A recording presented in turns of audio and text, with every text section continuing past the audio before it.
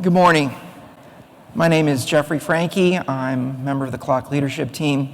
My day job is working at Yahoo in legal operations department.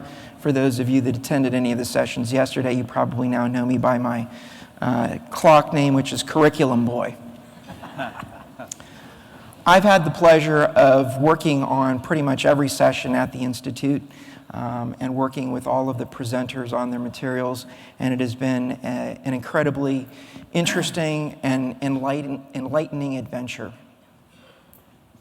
Most of the sessions here at the Institute focus on more of a micro kind of set of issues, the blocking and tackling of legal operations. How do we do budgets? What technologies do we implement when? What is knowledge management? That particular aspect of CLOC's agenda is all about delivering content. The CLOC ideally is going to be about a lot more than that. It's going to be about the macro aspect to our industry, and that is really driving change.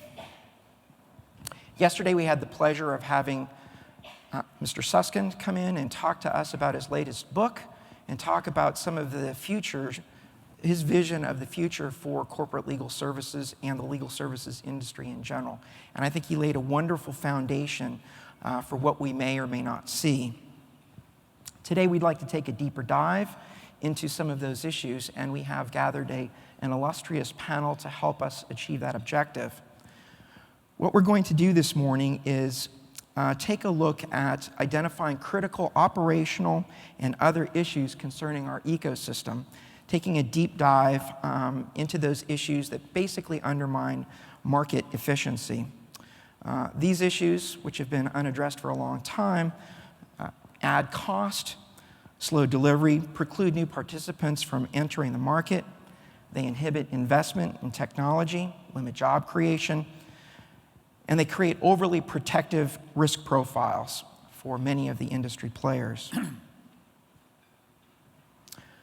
This morning, we're probably going to be talking about a lot of negative attributes of our ecosystem. The goal is not to point fingers. The goal really is to identify some of those critical issues and ultimately, ideally, root causes. And then this afternoon, in a workshop, we'd like to actually gather as many of you as might be interested to see if once we've identified those root causes, we can identify some go-forward steps to actually driving change in the industry. This is the activist part of what Richard Susskind identified yesterday.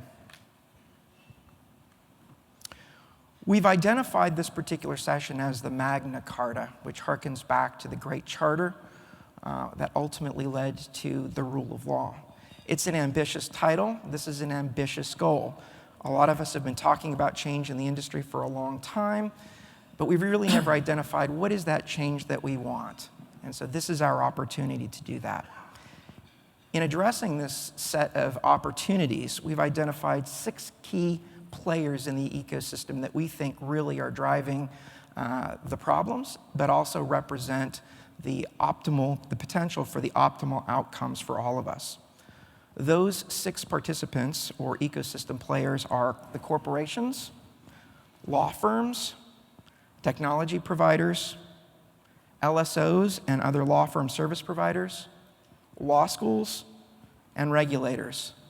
Today we're going to focus on 6 of those. We won't be spending a lot of time on technology providers, I think mostly because of time. But they certainly have contributed both positive things and also still have a lot of opportunity to help us achieve our ultimate objectives. This morning's panel consists of, as I said, 6 thought leaders, and I will go in no particular order here. I will start off with corporations. Our representative today will be Lucy Bastley, Assistant General Counsel, Legal and Corporate Affairs, Microsoft Corporation. Andy Perlman, Dean and Professor of Law, Suffolk Law School University. Scott Westfall, Professor of Practice and Faculty Director, Harvard Law School Executive Education. Lisa Damon, Partner, Seyfarth Shaw, LLP, and a recognized pioneer in the industry for transformation. Mark Ross, Global Head Legal Process Outsourcing at Integrion. and Ralph Baxter, former chairman and CEO of ORIC, currently the chairman of the advisory board of Thomson Reuters Legal Executive Institute, senior advisor and member of the advisory board of Stanford Law School, and also on the advisory board of many different panels. Before we jump, please.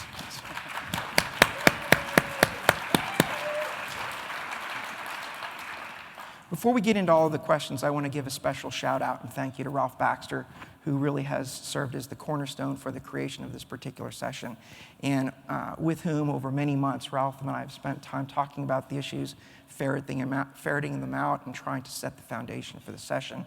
And also a deep thanks to the rest of the panelists for their time as well. They've all contributed many hours over many months to build upon the initial foundation that Ralph helped us create. One last thought on this. The participants today will be speaking to corporations, the corporation ecosystem players, law firms, et cetera. As they sit up here, they do not represent their particular corporation, their university, et cetera. They are here to speak to the particular ecosystems participants' perspectives. They'll undoubtedly bring some of their own thoughts to the table, but they're not here representing any particular perspective of their institution. And I'd also highlight that Andy Perlman on the panel today, Dean and Professor of Law at Suffolk University, in addition to being a dean, is also been involved on the regulatory front through the ABA and through other regulatory leadership roles, and he will be speaking to the regulatory component in significant part, but of course may touch on others. So I'd like to start off with corporations. It seems like the right place to start this conversation when we talk about inefficiencies and shortcomings of the ecosystem typically almost always focuses on law firms. But in speaking with all of the panelists, but Ralph in particular, I think it's become abundantly apparent that the corporations play a critical, if not central and key role in almost all of the shortcomings here, because they're the ones that are supplying a lot of the dollars and making a lot of the decisions. So it's natural to start there. So Lucy, you're going to start off on the hot seat today with some of the questions.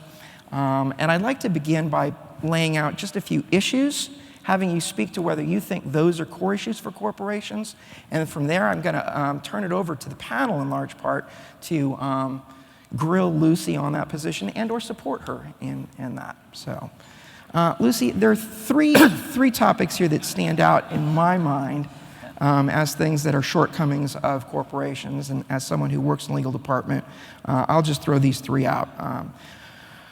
Are your lawyers incented to factor both risk and cost in providing services, or are they just incented on volume and successful completion of important matters? Are your GCs measured by financial metrics for their success, and do those metrics drive positive outcomes? And do you hold your BU clients, your business unit clients, accountable for requests for support that necessitate extraordinary expense? In essence, are these three issues, or are there other issues that really serve as cornerstones for inefficiencies in corporate legal departments? First of all, thank you for the introduction that we don't represent our particular employers, because one, we have solved all those problems. So I'm only speaking from historical past reference and hypothesis here. So very generally, right, I don't think that legal departments have yet begun to be measured on the kind of things that you've mentioned, whether it's financial successes, metrics, outcomes. The outcomes are very clear from a business perspective when the law department does well. Lawsuits are settled or not filed at all. There's no main losses. So quiet from the legal department equals success from the business perspective, I think. What that does, though, is that means in the back, in the quiet, in the legal department, there is a ton of work that is just being churned through as quickly as humanly possible, but it's only as quickly as humanly possible. I think the biggest issue that we have in legal departments that goes to probably everything that you've questioned specifically and that we can talk about more here comes down to resourcing. And you can take that in the biggest definition of the word resourcing. It is the human capital that we have in our department. how we use it? Do we plan for how we use it in the most effective way? Do we have the right resources doing the right type of work? To technology, of course, as a resource as well, to how we engage and communicate with our business, with our external service providers, within ourselves. There's a basic, I think, general lack of resource strategic planning for a legal department. I think what happens is, when most of us go in-house, most of us come from law firms. Again, we're going to be super general here, but most of us come from law firms. We take our practice from a law firm, everything we know, which we learned at the law firm because we, before that, came from a law school. You know where I'm going. And we learned, what we learned for 3 years in law school was not about how to practice law. It was about issue spotting. We go into a law firm and finally apply this issue spotting and realize there's a whole practice of law swarming around us that we very little see, actually. Because what are we doing? We're billing. We are billing, that's all we are trained to do. Then we come in-house. We're still practicing law in the same exact way we learned there, because guess what? When you come in-house, again, nobody trains you on how to be now an in-house lawyer. Nobody gives you a badge and says, you have now moved into a new spectrum of legal service. You are now an in-house attorney. Nope, we are still practicing law. That means the work comes to my plate. The difference is I don't have to worry about where the next piece of work is coming, because the work never ends. Worrying about work, oh my God, I need to fill my 8.2 hours of the day, to, oh my God, I don't have time to sleep because there's so much work, and I'm gonna do it because it's coming to my plate. Oh, and then I've got external help. My plate is buried, it's overflowing, I'm gonna call so-and-so from my old firm because they were really good, and they're gonna bill me and give me a good deal, and then the work starts going to them. And that's it. That is the progression of the in-house department. And so suddenly we find ourselves in a position to make change. We're in a position to ask for change. Well, guess what? There's a long lead up of players and roles that we are now expecting change from. And we can't single-handedly do it. So it is this whole cycle, and I didn't even get to the overarching, of course, regulatory challenges. We've got the big four, hovering all around legal advice, but not really touching it, but hovering all around it. And of course, our LSO friends and partners. So there's this enormous ecosystem. We are perceived to have a significant amount of power because, of course, yes, we are the one that are putting money into this system and feeding this beast, so to speak. But it's really a combination of all of us because we're asking for change. Some are capable of giving, some aren't. So we're all kind of in this together. And that's the long-winded answer there to your question. The issues they're all down, up and down in this set of seats right here. I have to follow up, though, and ask the question. We know that there are issues, right? The GCs know that these are issues, the CFOs. Why are none of the leaders in corporations placing the right incentives, putting the right incentives in place to drive the right behaviors? Why is it that lawyers in a legal department are allowed to pick whatever law firms they want? Why is it that they're not incented through promotions or through leveling to make efficient, thoughtful decisions? So I'm probably going to say culture. The culture of the legal profession that, again, starts with how you are trained in law school, how you progress through law firms, and then how you become a leader in a corporate legal department. There is a culture of relationship. There's a culture of trusted advisor. The general premise of needing a professional service consultant and advisor and thinker on very critical topics to your corporation is directly in opposition to trying to get a deal. It doesn't sound right. It doesn't feel right. It is contrary to the purpose of pursuing an advisor on a very critical and complex topic. You get what you pay for, right? There are so many things working against what we're trying to do here because of history and culture. But it's not changeable, I should say. And what's happening is it is starting to change. I think we're no longer in a place where maybe a few years ago your general comment would have been spot on. It's just not happening. Where are the leaders? I think you're starting to see it. What we're not seeing is big, huge, mandated top-down changes. Again, culturally, most legal departments don't do top-down changes. They have a team of professionals that they are depending on and relying on to make the best judgment. So the incentives, I don't believe, are going to come at a very, very high level to drive this kind of monumental change. The incentives usually come in the smaller, kind of small wins. Let's demonstrate the wins and let's spread the goodness. And those are being rewarded because we're seeing it. We're seeing it here from all the different presentations across so many sessions that you all have put together. 5 years ago, this would have been a very different conversation, and I'm going to offer that 5 years from now, it'll look even that much better. So I think it's starting to happen. It's just not in that big wave that we would all like to see. So Lisa, it sounds like the law firms are off the hook. Off the hook. Oh, good. And I haven't said anything. Thank you for inviting me. Yeah.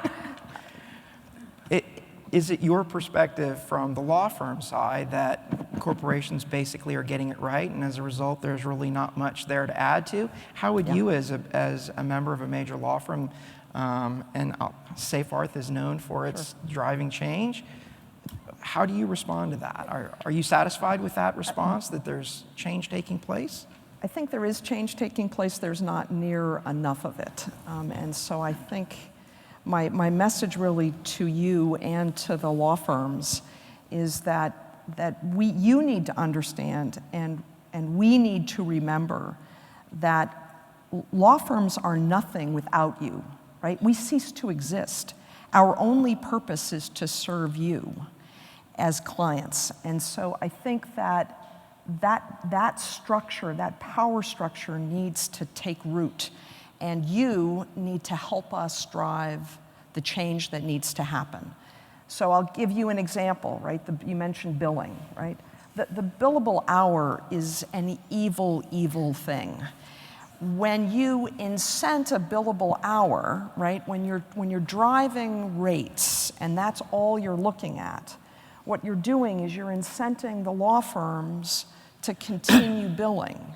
You're taking off the table for many law firms the impetus they need to change the way they think about staffing and billing and delivering services that you need.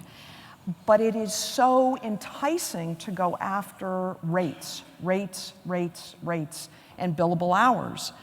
But it has a very negative effect on the culture. So for me, it's all about the law firms remembering who's got the power. It's helping you remember that you have the power, which I find, of all the things, probably the most discouraging to me. So I watch you guys do wonderful things in terms of like conversion programs, where you bring the number of law firms down, and then you turn and you walk away, and it's like nothing has changed. Instead of demanding of your law firms that life change, you go off, you create a new way of being, a new way of billing, a new way of delivering services. You bring it back to us, and we will work with you collaboratively as a new business partner. We need to completely throw out the way we are interacting as client and law firm and come up with a new paradigm that drives that value. Jeff, this first few moments of this panel illustrates why CLOC can be a game changer. This panel didn't begin with Jeff tossing a softball to Lucy saying, tell us how bad those law firms are and how those other guys need to be the agents of change. He asked Lucy to talk about why Microsoft isn't doing more. There's an honesty to the conversation at CLOC that is one of the enablers. Connie talked about enabling change yesterday. Part of enabling it is honest conversation. And up here on the panel, you've assembled basically the entire ecosystem. Most organizations of in-house departments don't welcome everybody else. You do. And then you generate the kind of honest response you just heard. Of course, this is one of the most innovative law firms in the world, but you heard an honest response. And a response that said, you need to care about how the law firms do business. You are not going to get where you need to get, and legal service is not going to get where it needs to get, if you just stay on the simple issues of, I want a discount, I care about billable hours. You have to get deeper into the how, as Lucy says to the law firms when she talks to them. But the beginning of this illustrates the conversation that you can enable. And then this afternoon, we're going to turn in the breakouts to talking turkey about concrete action items that can lead to progress. So what excites me, Jeff, is we all operate in the weeds on a daily basis. And when you're in the weeds, it feels like this change is happening at a glacial pace. When you take a moment to step back and actually look at, let's say, a 16, 17-year period, which in the life cycle of the legal profession is a minute blip on the landscape. Orrick, Clifford Chance, White and Case, Baker McKenzie, Allen and Overy, Herbert Smith, not one of those had low-cost delivery centers in different locations. Integrion, Elevate, Pangea 3, United Lex, Axiom, none of us existed. Rocket Lawyers, LegalZoom, none of us existed. What is, I think, imperative to come out of this group and out of CLOC is taking that evolutionary change, building some standards, building some guidelines around it, building some best practices to take that change and turbocharge it.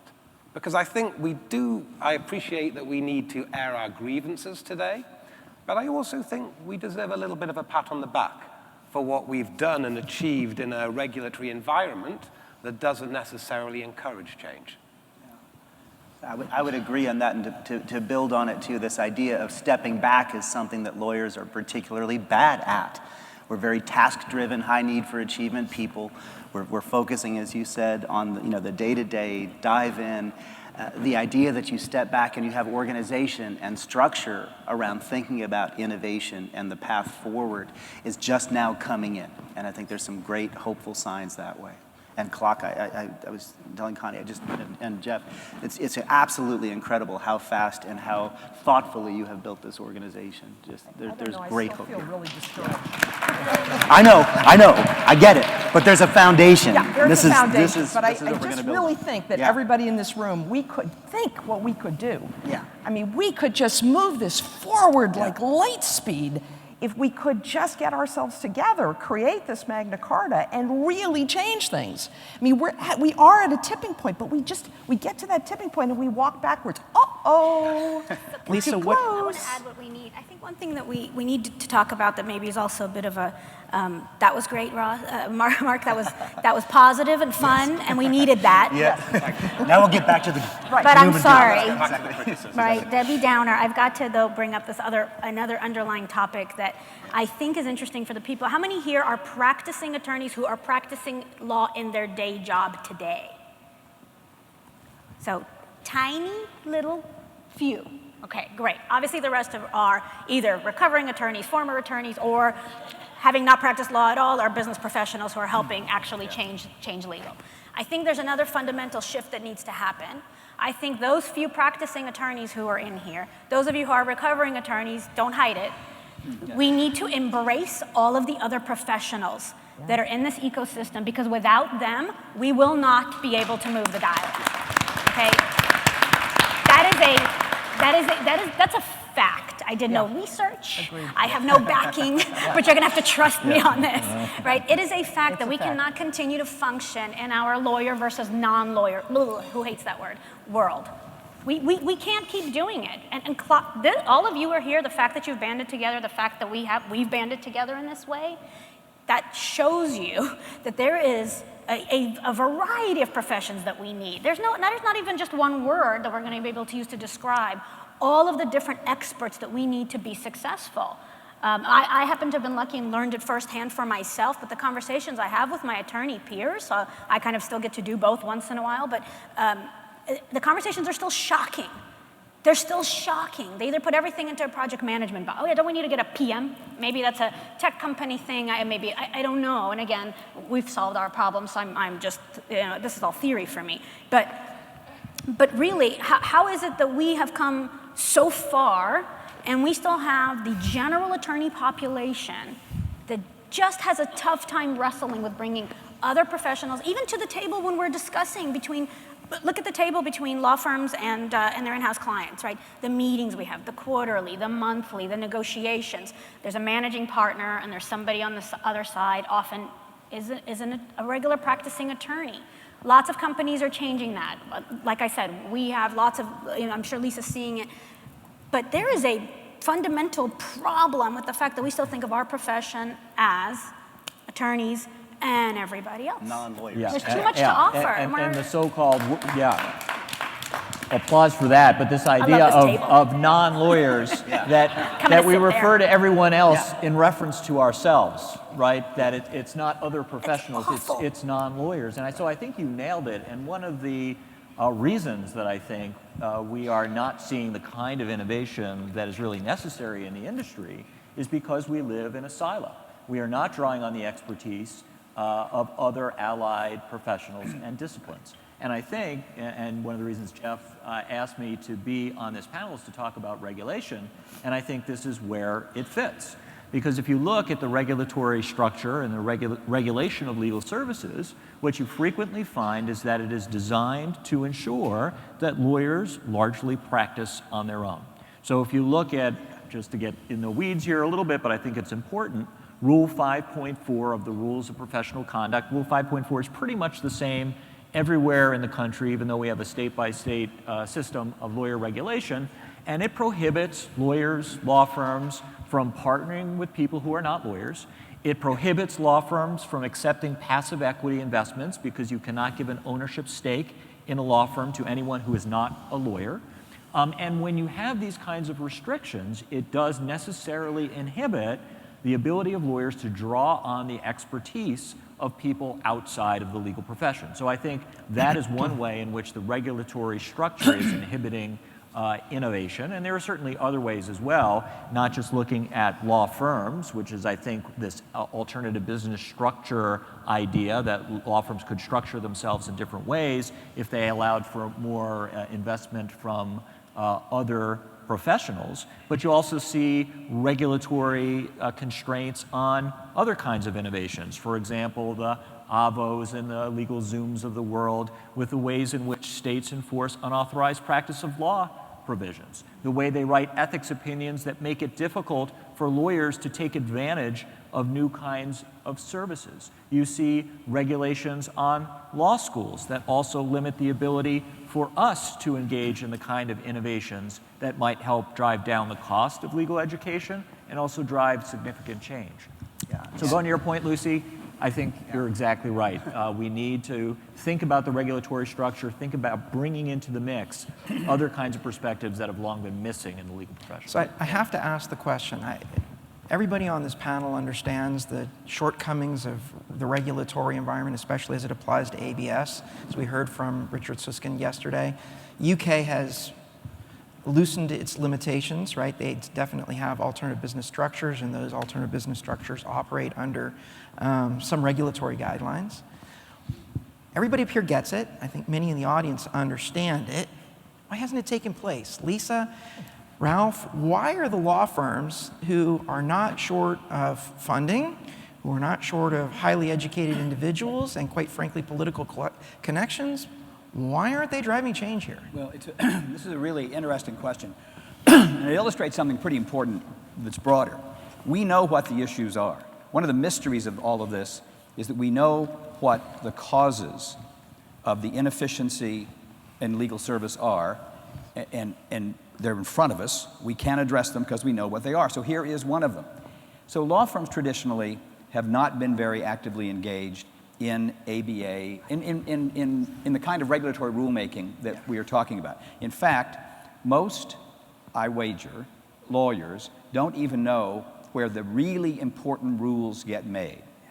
They think they get made at the ABA or at the state bar associations. They don't.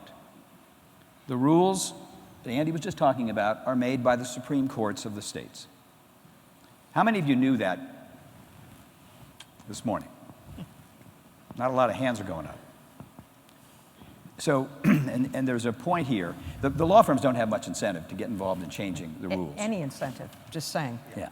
And a lot of the activity that as a practical matter leads to the rulemaking is dominated by small law firms who have a lot at stake in maintaining the barriers to entry, small solo practitioners and so on. So a lot of the activity happens there.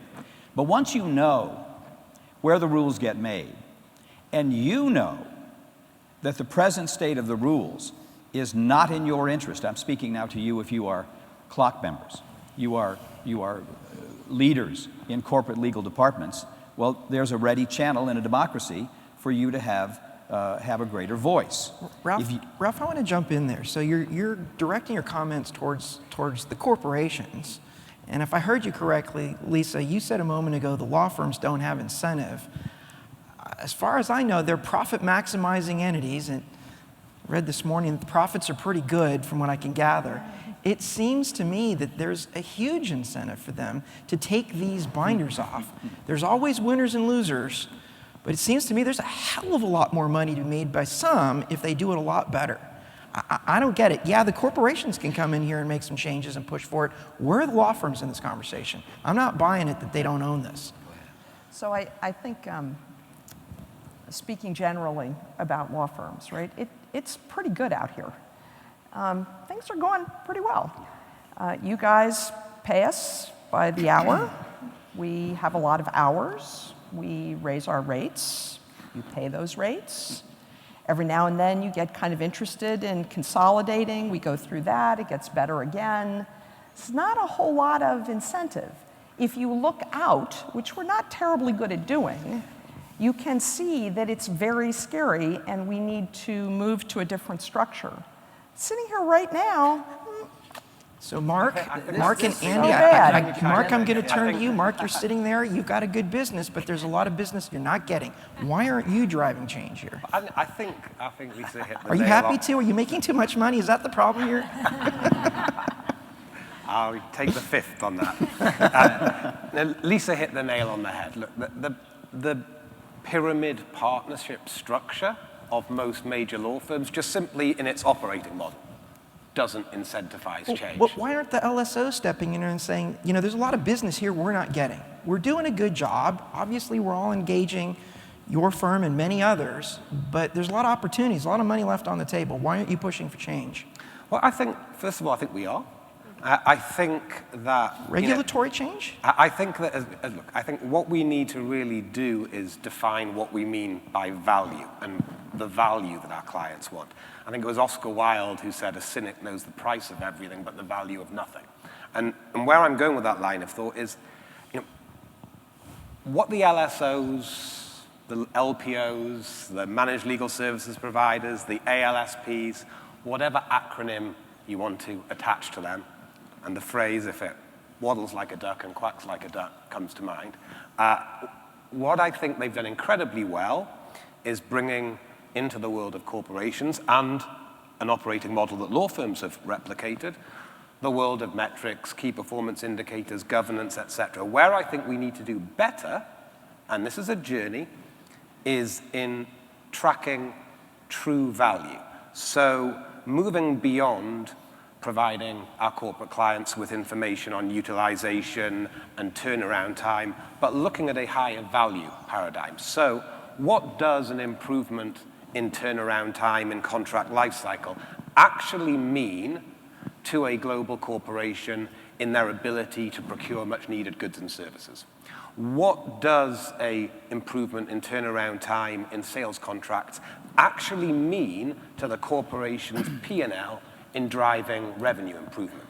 If you are doing obligations management as a service line, what does that actually mean in eliminating revenue leakage for an organization?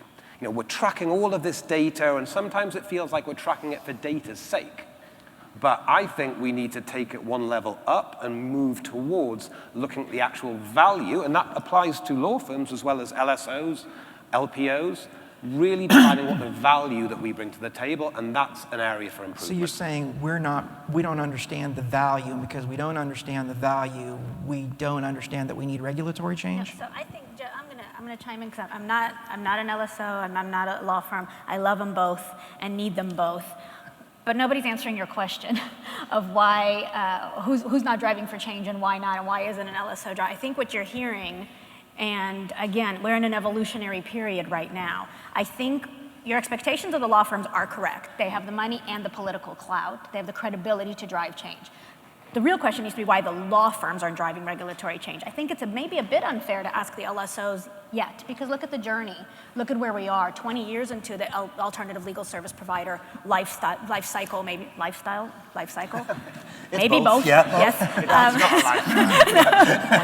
But I think they have still, there's still some more time for the LSOs to become considered, and I mean this really, in absolutely not in an offensive way at all, but credibility with regulators. I don't think you don't have it quite yet. We don't have a seat at the table. Exactly. Well, you're also the biggest threat to the people who are right now exercising the most. So the question goes back to Lisa.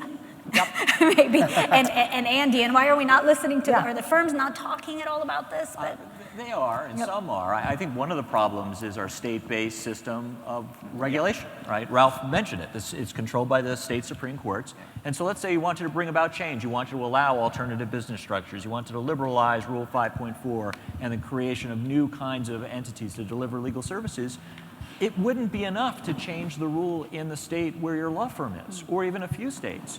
You would have to change the rule in every state where you do business. And that is a huge undertaking, one that I know from personal experience is extraordinarily difficult. There is enormous resistance to change in this particular area. There are others as well, but on this one, it is the third rail of the world of professional regulation. It is incredibly difficult to There were some change. who were making a constitutional argument on freedom of association, the same way that marketing barriers were struck down across the 50 They have, states. although those arguments have not won. It hasn't moved forward yet. So I'm skeptical of the constitutional argument. I do think at the end of the day, it's going to have to be regulatory change by the usual players if we're going to see something. I mean, the alternative is if it's not the state Supreme Courts and it's not the profession itself that's driving change. I fear that where we're going to end up is what happened in the UK, which is that regulation was taken away from the lawyers, and they lost self-regulation. I fear that we're going in that direction. I think we need to take control of it. We need to drive change throughout the country at the state level. And one of the reasons I've gotten involved in the ABA and the regulatory work is even though it is not the rulemaker, many states look to the ABA for its models, and many of the models are implemented at the state level. So I do think there is some hope, and I think there have been some recent efforts, including the creation of what are called model regulatory objectives for the provision of legal services, which are kind of like a Magna Carta for regulating legal services. But I think if they're used and applied correctly, will lead us ultimately to the right outcome, but there is a long path between here and there. Jeff, for this question, like a lot of ones that we all need to confront, part of the answer is the issue has gone underattended. There hasn't been enough discussion, enough thought about the impact of this one dimension of the ecosystem of legal service, so that it hasn't been ventilated in the way that it might. Add to that we are a very traditional profession and industry, and it's slow to move to begin with. There are entrenched people with influence over the process, these smaller law firms for the most part. It's very hard to change, but it can be changed.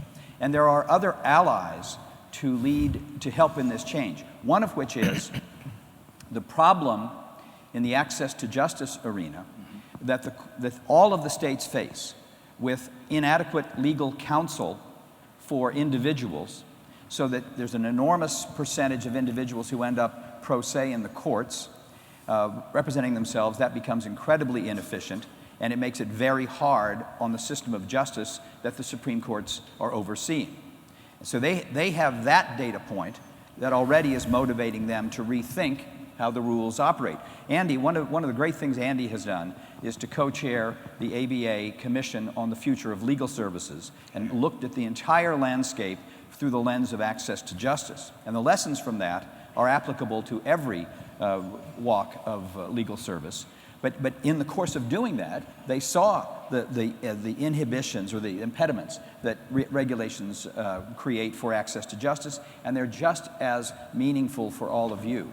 But again, back to the audience of law department leaders. If you leave it to the major law firms, they will not get active on this. They will not. And Lisa was being gentle. This thing, if you looked at the American Lawyer magazine edition that just came out, at the profit per partner results in the United States in 2016, they had to search very hard to find anything negative to say. They found that the rate of increase of revenue per lawyer was not quite as great as it had been in the year before. That's the worst thing they could find. 72 American law firms averaged more than $1 million income per partner. 72. The entire thing went up. They don't have any motivation, and these law firms, to be clear, are full of very well-meaning people who are working very hard and serving you very well. There's nothing wrong with them, but this thing is, as Richard said yesterday, you can't convince a room full of millionaires their thing is broken. So they don't have any motivation. So you do. You do. The people who lead access to justice do have motivation to change the system. But this is just one example. You have motivation to address something Lisa said at the beginning. The billable hour is a terrible thing. And you continue to treat it as the currency. So let me you have an interest in this. Let me jump on that one. So I'm going to turn to you, Lucy. We started with you. Lisa's happy. Law firms are happy. Mark I'm not seems to- happy. I don't want to. Well- Don't. I'm miserable. I just want that to be known. Finally, we're getting someone who's unhappy on the panel, because up until now, everybody's doing great. I'm really unhappy, Jim. Give me one sec. I got to ask Lucy. I got to Make you ask miserable Lucy yet. this All right. question. We started off with you, Lucy. It comes back to the corporations. Why are you? And I'm going to point at you. No, it's not you, but metaphorically, why are you accepting $1,000 an hour, $2,000 an hour, and more importantly, $1,000 an hour for mid-level associates and partners who are not offering a competitive advantage? I'm not talking about the niche players at the law firms that really can bring high value, but all of the partners and junior associates, and for that matter, how about first-year associates making $180,000 an hour, more than probably many of the tenure lawyers on your team? A year. I thought you said 180,000 an hour. Yeah, we'd all quit and I'd go back to a firm. So I can't think of any other. This is the most annoying answer to give you, because the most annoying answer I get when I ask this question. But this is how things have always been done. If you go back to the first general counsel or the first in-house counsel of the first corporation in the history of this country, they came from a firm. There is no pressure, because we set the standard and the expectation with our CEOs, our CFOs, that this is the market for legal services.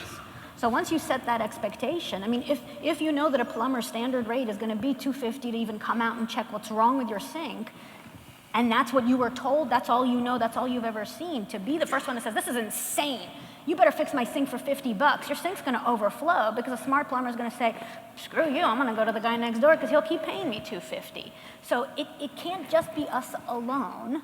And I'm not backing out of the responsibility. I 100% agree that we have a huge responsibility. But what I'm also seeing and hearing, that over the course of the last 2 years, another evolution has happened, is the law firms, like Lisa's firm that she represents and her way of thinking, is trying, and they're trying to independently create change. They come to our departments, and they're not sure who to talk to within departments like the larger departments. You almost have to find the 1 or 2 or 3 unique individuals who are interested in making the change, because the department as a whole, it usually is it's a sum of all these parts, and that thing is moving. And to change that movement is hard. So it's because things have always been done this way. And until those smaller little parts start shaking up the system and putting little tiny sticks and all those different spokes that are churning in these factories, again, you're not going to have this uber change. You can have it at the programmatic level, like the convergence programs, right? That's the first step. But we heard it from Lisa. We kind of know. We take these big steps, but the mode of operation, the culture continues. Would you be interested in seeing regulatory change? Is that going to help you? Is that going to help corporations? If we open up the opportunity for Mark to move into different types of business structures and hire lawyers and do things differently? It will help, but it goes back to my earlier point that, and we've all agreed, attorneys function in our attorney bubble. It is us versus them. And letting them into us will help change. We need it. It's all these things that need to come together.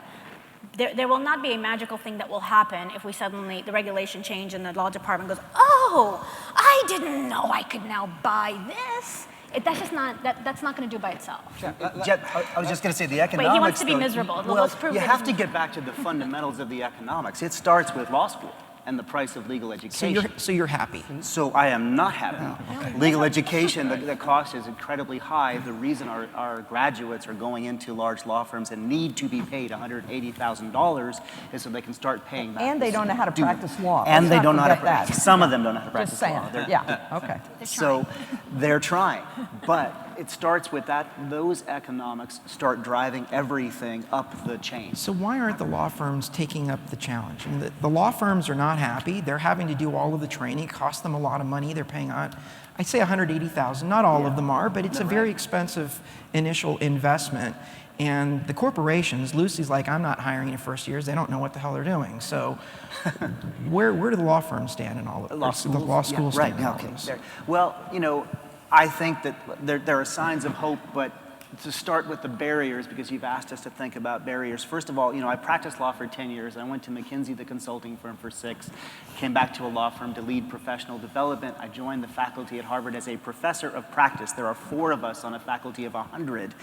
Professor of practice means I actually worked in the real world, but most of our faculty never did.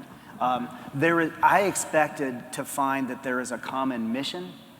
I think within law firms, within corporations, you can define a mission. You know what the goal of the organization is. At law schools, there is no common goal.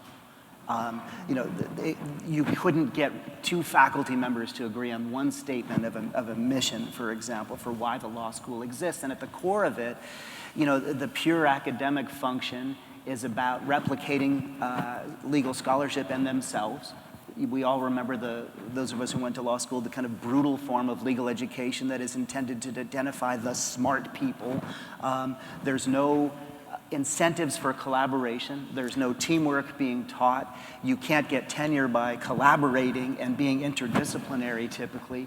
So the whole focus seems to be on this individual effort. I think my friend Bill Henderson is here. He has told me that 40% of legal scholarship is never cited even one time. So there's a huge overinvestment in the legal scholarship mission of the school, and there's not connection to the outside. What you're telling me is there's no incentive, there's no pressure on law schools to do anything different. There is growing pressure from law firms and conversations that are happening, which is helpful. The student population. I think there are a few So I do think there are pressures, significant pressures on law schools from a number of different angles. One is just the dramatic drop in applications to law schools. I don't know how many of you realize just how significant a drop there has been over the last 9 or 10 years. It's been over 40%. So you go from about 100,000 applicants to law schools nationwide for roughly 50,000 seats in ABA-accredited law schools, and now we have slightly more than 50,000 applicants. Right? So what that means is putting enormous pressure on law schools to get smaller, or otherwise they're open enrollment schools. So most law schools, including my own, have become significantly smaller, but that's on the front end. On the back end, in terms of employment outcomes, we're also seeing significant pressures. Harvards of the world are a little bit different, frankly. When you say different, but when we're you're very saying worried pressures, because the students who are scoring highest on the LSAT, for example, are not even applying to law school now. Yeah. But there are many schools are actually innovating and coming up with new programs. So I'll just use my own school as an example. We created a concentration, kind of a law school major in legal technology and innovation, where our students are learning legal project management, process improvement. They understand automated document assembly and expert system tools. They're getting practical experience. We have a relationship with Mark's company where they set up a service center inside our law school where our students are getting paid to do work for corporate legal clients while they're in school. We have started to develop relationships with in-house legal departments that are establishing legal tech internships and getting our students to serve there. GE and Liberty Mutual in Boston have agreed to do that. So there is change. Schools are evolving. Is it happening fast enough? No. Could we be doing a lot more? Yes. But it's happening, and there are the pressures that we're responding to. I think, Jeff, as well, even before you're actually in law school, there is an expectation setting problem with potential law students. Still to this day, and you mentioned this earlier, Jeff, the vast majority of law graduates are not coming out into the marketplace earning $180,000 a year. That's a tiny sliver of the legal graduate population. I can't remember the exact figure, but I think the average annual income for an attorney in the United States is about $70,000 per annum. And law students are going into university with the expectation that they are either going to be that $180,000 a year AmLaw 200 corporate attorney or a cross between Ally McBeal and Perry Mason. And that's what you think. When I studied law, I was absolutely convinced I was going to be an advocate in court, and my career took a completely different path. So I think what we need to do is make sure that the next generation of lawyers, of law students coming into the law schools understand, and Richard talked about this yesterday, that today's legal profession is not just one full of AmLaw 200 or trial lawyers. It involves career paths at LSOs, legal project management, legal technologists. It's a completely different ecosystem today. Yeah, and the ecosystem has to start, with getting rid of the divided model that we've had. I'm sorry, could you? There's a divided model of lawyer development. My colleague David Wilkins and I are publishing an article in Stanford Law Review in June, kind of trying to rip that apart. It's been that law schools were supposed to just teach you how to think like a lawyer and not be practitioners, and law firms would hone your skills a bit, and then you would learn the business when you in-house. There needs to be so much more, cross-collaboration, joint projects. The type of thing you're talking about, Andy, is fantastic. Working with companies, bringing people in. Where we're working now is more on the margin. One of the advantages that we have at being such a large school is that there's a lot of activity happening around the edges. So law schools are doing more. Yeah. But if law schools are still charging, and I don't know what the average 3-year total cost is. They charge more than we do. That's probably true. So if Harvard is still charging $180,000, but they're only graduating so many students, right? How are we going to change the supply and demand equation as well as the incentives? I mean, I may very well be interested in going and working for Integrion, Mark. Great place, right? But if I've got student loans, not only from law school, but potentially from undergrad, I don't have any choice. I have to go to Lisa, right? Because Lucy doesn't want me. Nope. So how do we address that? Right. Well, two things. First of all, on the supply and demand issue, like I said, most schools are getting significantly smaller. My school is about 35% smaller than we were about 7 or 8 years ago. Are you going to charge less? No, we don't charge less, but we've also held the line in tuition. Our tuition is lower today in inflation-adjusted dollars than it was a few years ago. So we've stopped the larger increases. Are you going to have to charge less? What's that? Are you going to have to charge less? Are we going to reach a breaking point? As a practical matter, we are, because we're scholarshiping more. So the retail rate has been roughly stable, but the amount of money that we give to students to come to law school has grown. So the effective debt that students are coming out of law school with is lower. Now, that doesn't mean that we can't do more and should try to do more, but law schools are addressing it, at least in small ways. But going to your other question about job outcomes, it's a really significant issue because there are not enough spots as first-year associates in large law firms for the vast majority of graduates of law school. So what do you do? And that's what, going back to this concentration I mentioned, I want our students not only to understand the basic skills that a lot of lawyers have when they come out of law school with, but understand 21st century skills so that they're prepared to take on new jobs. So some of our students are getting hired as legal solutions architects. They're getting hired as legal project managers. They're going into legal tech companies. So that's how we try to meet the supply and demand, is go to where the market is headed rather than training students for a legal market that may have existed 50 or 100 years ago. But let me turn it back to this group, though, and some things that you guys can do. Yeah. So you're hearing us talk about, we've got young lawyers coming out of law school, they need help. You don't want to pay a law firm to have us train our lawyers. We get that. But collaborate with us. So say to us, here's what we'll do. Like, for instance, at Cypherth, we have a senior fellows program. It's like an apprenticeship for our young lawyers. Say to us, we'd be happy to collaborate with you. You send us your senior fellows, we'll create a curriculum, you'll bring them back, we can do something together with you in law firms. I think that one of the things that is not happening, because we have somehow, and I don't know where we went wrong, but it's law firms and corporations on these opposite sides. It's just terrible.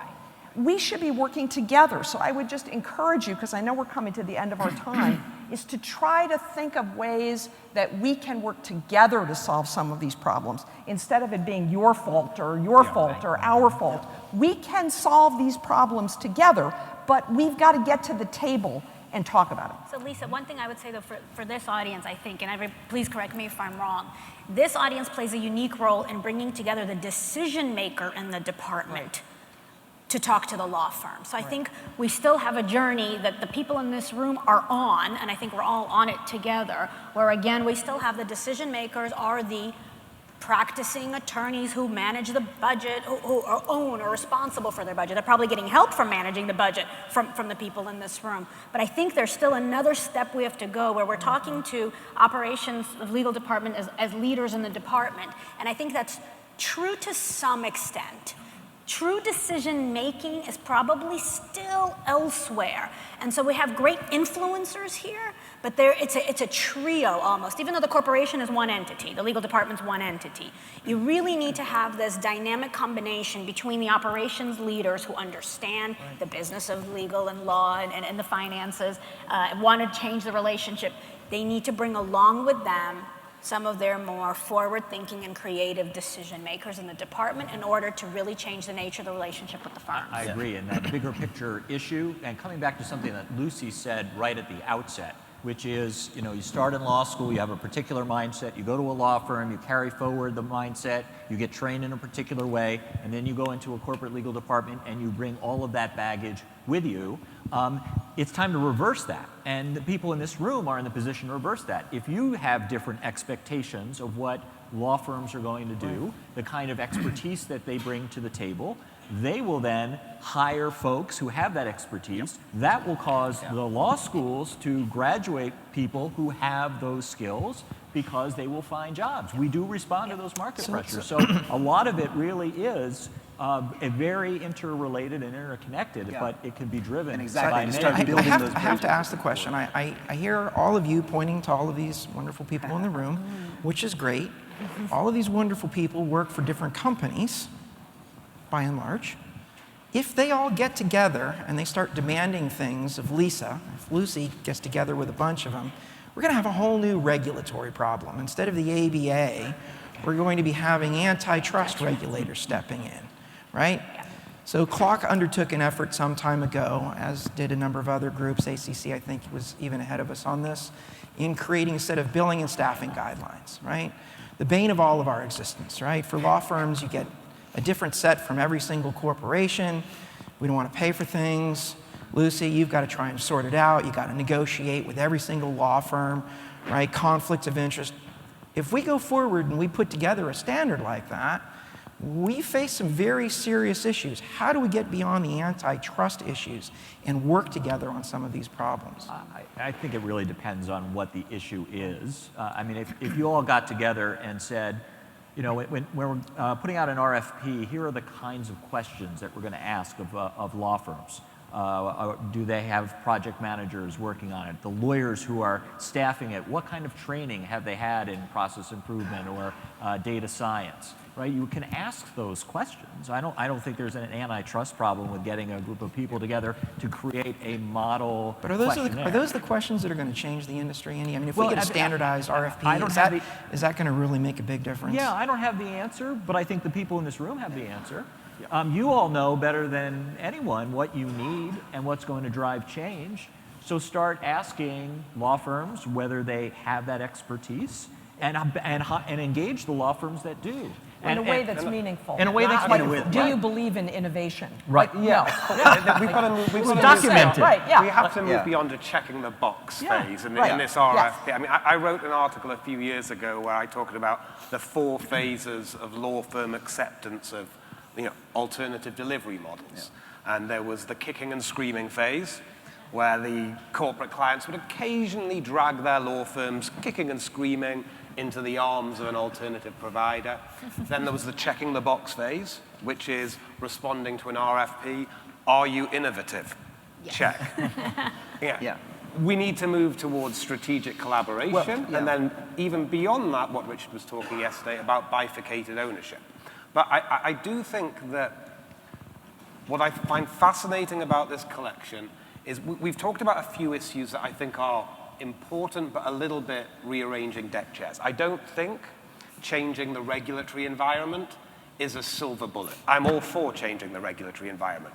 But please don't think that across the pond in the UK, where the Legal Services Act has been in place since 2010, that it is utopia.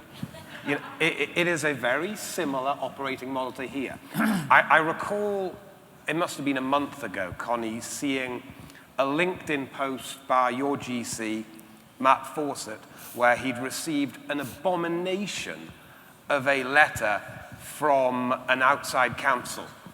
And in addition to the plethora of grammatical mistakes, there was no addressee. It was telling them that we're just blindly going to increase our rates this year. It was an absolute abomination. What I think you should be doing is holding people accountable. That's what CLOC can really do. That's where the change comes. I'm going to stop you there, Mark, because I don't agree. I don't agree. We started off this conversation in part with the notion of the billable hour being a bane of our existence. I would contend we're at the billable hour as a core issue in part because law firms have a business model. And that business model is driven in part because every year, at the end of the year, they need to zero out all of their dollars and cents to partners because they're a partnership. They can't change their business model because the regulatory environment doesn't really allow them to do it. So we talked a little bit before about the fact that there's not a lot of incentive for law firms necessarily to become corporate. Why has only one major UK law firm, Irwin Mitchell, even applied to be an alternative business structure? My point is, yes, the regulatory environment needs to change, but law firms have a regulatory environment in the UK which is open. They could all go and apply to be ABSs tomorrow, and they're not doing it because the corporations are not mandating that they make that change. That's my point. I agree with Mark. As much as I'm a believer in regulatory change and that it can help drive innovation, the evidence of that change is actually fairly limited at this point in the countries that have allowed it. If Lucy wants to change the billable hour, she can only push Lisa so far. If the regulatory environment is a backstop, she's stuck at the end of the day, well, right? Don't forget, we can push for a change of what we see. That's another thing that happens when we pat ourselves on the back and say, we've got an AFA. The math is all done on the back of the napkin. There's still a bunch of shadow billing going on. It's still the billable hour. So let's also be clear about what's really happening on the inside of the law firm, even though we get all excited when we get something that looks anything different from a billable hour. There's a root core. I think the earlier point about outcomes is more important. You're talking about inputs with RFP, checking the boxes and the phases. How are we measuring the result and the output? That starts to change the conversation. I think you were much more... Ralph, I want to ask you, we didn't really get to the subject of UPL, but everybody on the panel here seems to be largely happy at some level. It seems to me we're going to have to change the game, and we're going to have to bring new players into the field. You sit on the board of INTAP, an organization that's trying to change the game in some ways. Is UPL, unauthorized practice of law, is that a limiting factor? Do we need to open that up to bring more players in so that we put ultimately some serious pressure on all the players here on the dais to do things differently? Yeah, for sure. We need to liberalize, as Richard describes it, the standards for who can participate in the delivery of legal service.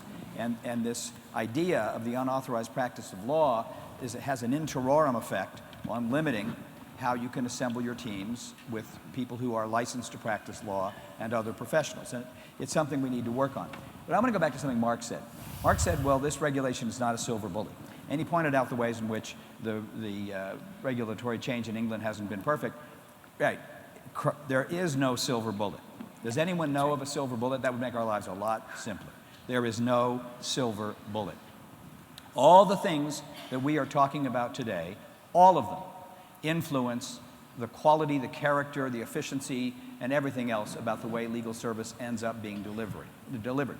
They all count, every single one of them.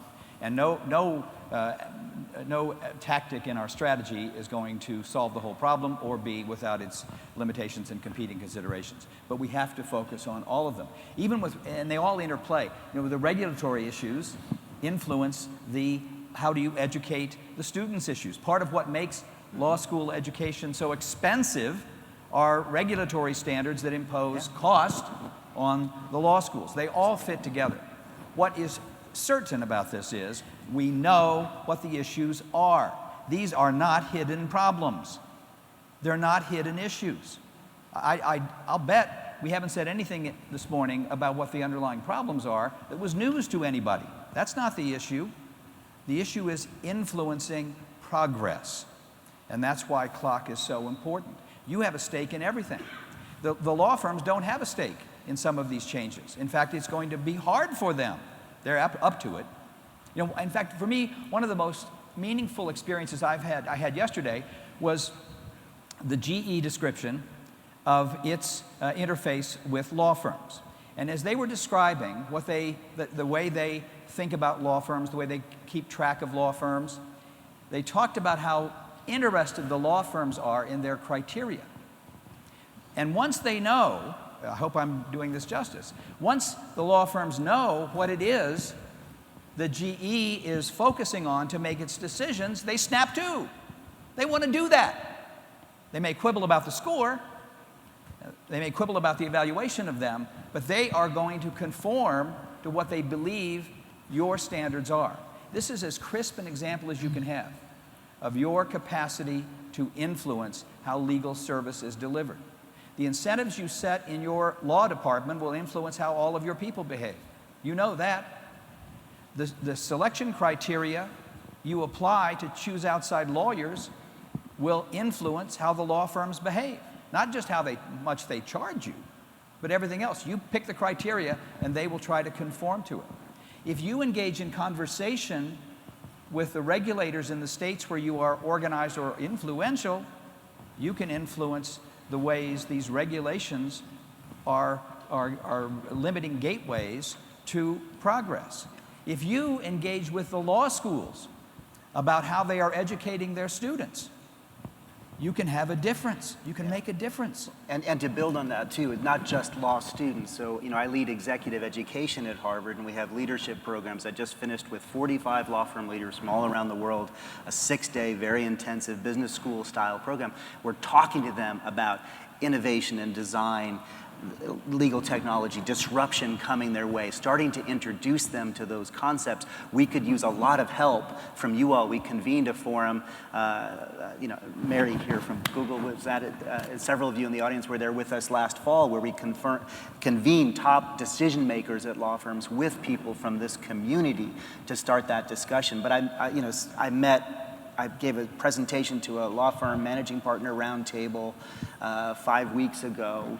35 very top firms, only 4 of them had heard of CLOC yet. So we've got work to do. Unfortunately, we're at the hour. I think there's so much more that we could cover, but I want to thank all of the panelists for their time, their insights, and their help with us today. Truly direction that we can work with. Before you all leave, wait 1 second, please. Can we bring up the screens real quick with the... So this afternoon, we're going to be doing a workshop. So again, building upon what Richard Susskind identified yesterday and what all of these panelists have really highlighted for us, the time for talking is over with. The time for talking about change and we need something different is over with. As Ralph just said, we know what the issues are. Are we going to do something about it? If anyone in this industry can do something about this, it's the people in this room, because they're operations professionals, and the one thing that we do is as well or better than anyone is execute. As Connie said yesterday, we are not shrinking violets, we are definitely pit bulls. So this afternoon, we're going to be doing a workshop. Rather than taking questions now, we decided to put together a workshop. It'll be for an hour this afternoon, and we'd like to welcome you all to come there. We're going to break into groups. You'll get to choose what particular segment of the ecosystem you might want to talk about and start to identify some opportunities for change. And in order for us to set that workshop up, I'd like to get some understanding of how many of you might be interested in participating. So if you could leveraging our polling technology, text to the number up there whether you're interested in participating. That would be great. So we've got the number up there. I apologize, I can't see it from where I'm at. Excellent. Okay. I'm going to leave the poll. Kyle, I think you're here. Does the poll close when I switch to the next slide? I think that the poll stays open, so I'm going to flip over. If you could please identify which group you would be interested in participating in. We will then get an appropriate number of facilitators. So please continue that. I want to thank you for your time again, and one more big round of applause for our guests. Thank you.